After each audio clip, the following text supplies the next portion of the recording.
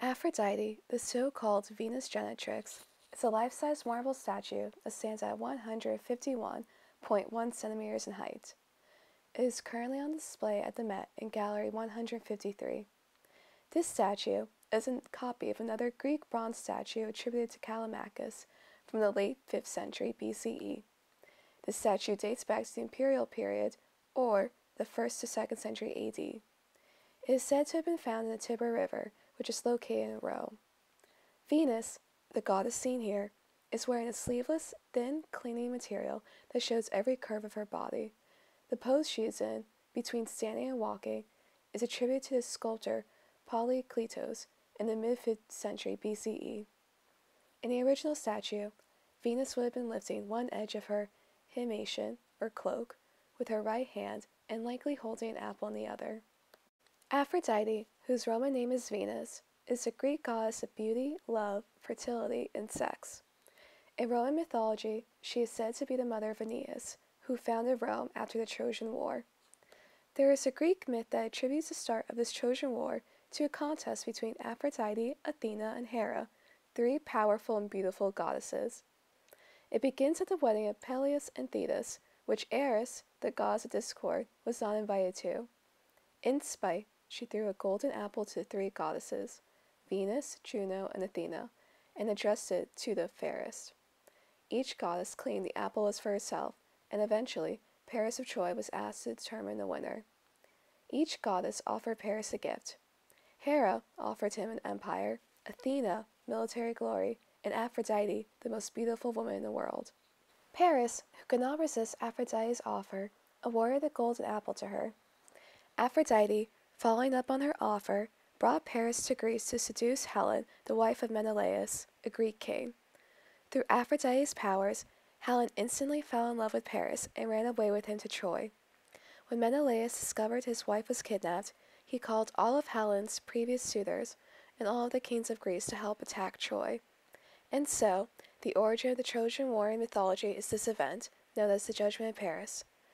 There is no clear evidence that an actual Trojan War occurred, and so it's just a mythological story that explains the eventual founding of Rome by Aeneas. However, in the 19th century, an archaeologist, Heinrich Schliemann, conducted excavations at Hissarlik, a city on the northwest coast of Turkey, and suggested that it was the site of the ancient city of Troy. However, excavations of the site do not provide any evidence that war took place in the Bronze Age, the time period which the Trojan War is said to have taken place in. There are few references to the Judgment of Paris in literature. However, there is an allusion to it in the Iliad by Homer, which suggests that the story would have been commonly known. Homer is the ancient Greek author of two epics, the Iliad and the Odyssey, and he is said to be from around 8th century BCE. The Iliad, likely his first epic poem, covers the final few weeks of the Trojan War. However, it also references almost all the events, including a brief allusion that occurs near the end of Book 24, when there is a dispute about what to do with Hector's body, and here we see a brief reference to the Judgment of Paris. This Greek passage translates to, "And this was pleasing to all the others, but never to Hera, nor to Poseidon, nor to the flashing-eyed maiden, but they remained hostile to sacred Ilios as in the beginning, and to Priam and to his people, because of Alexander's folly, he who insulted the goddesses when they came to his inner courtyard, and praised her who provided his grievous lust."